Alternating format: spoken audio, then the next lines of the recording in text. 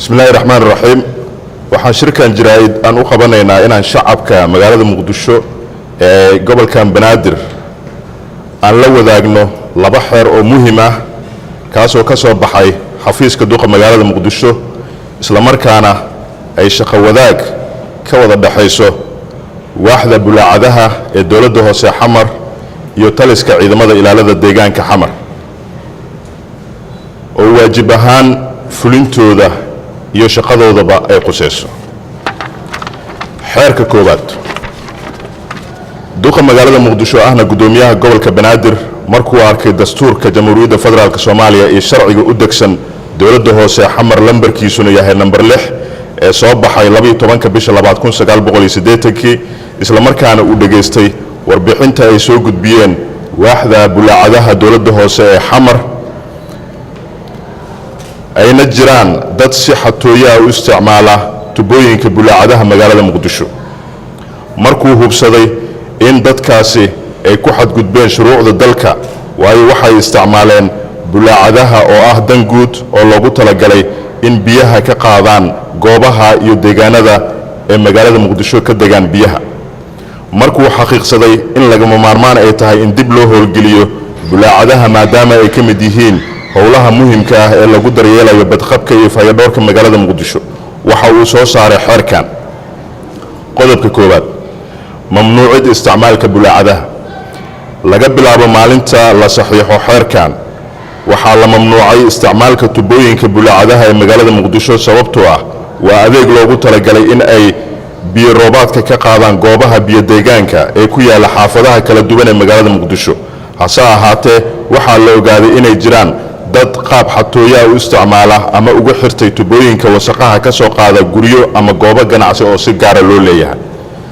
laba haddaba waxaa dadka arrimahani ku kacay loogu digayaa in ay ka waantoobaan ficilada sharci darrada ah maadaama bulaacadaha ay yihiin adeeg bulshada oo cidina ay si gaara u isticmaali karin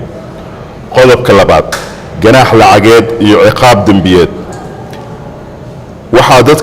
waxaa dadweynaha ay arrintaani qusayso lagu wargelinayaa in cid allaaliyo ciddii lagu helo arrimaha xeerkan loogu hadlay ay mutaysan doonaan lacag ganaax oo dhan $1,000 ama lacag shilin Soomaali oo u dhiganta qiimahaasi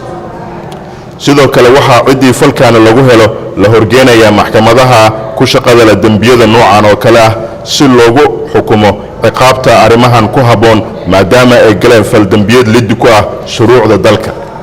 digniin ciddii muddo 30 maalmood gudahooda amarkan ku fulin weyda waxaa la tigsan doonaa ganaax ciqaabta ku tilmaaman qodobka labaad ee xeerkan sidoo kale duqa magaalada muqdisho wuxuu soo saaray xeer labaad oo quseeya ifinta magaalada muqdisho duqa magaalada muqdisho markuu arkay in lagama maarmaan ay tahay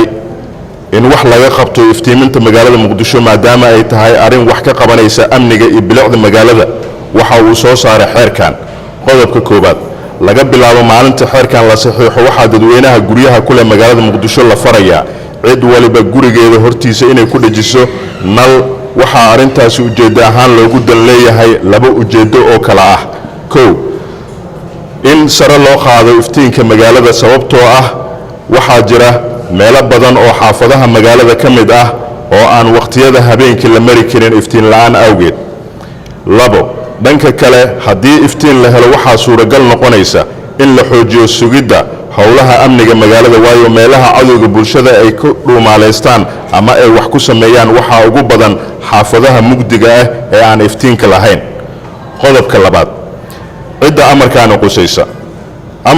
cidda qusaysa oo laga doonayo inay guryahooda nalalka ku dhajiyaan waa guryaha dabka korontada isticmaala ee ku yaala 17 degmo ee gobolka banaadir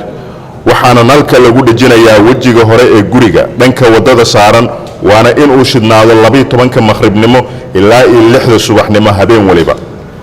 qodobka saddexaad fulinta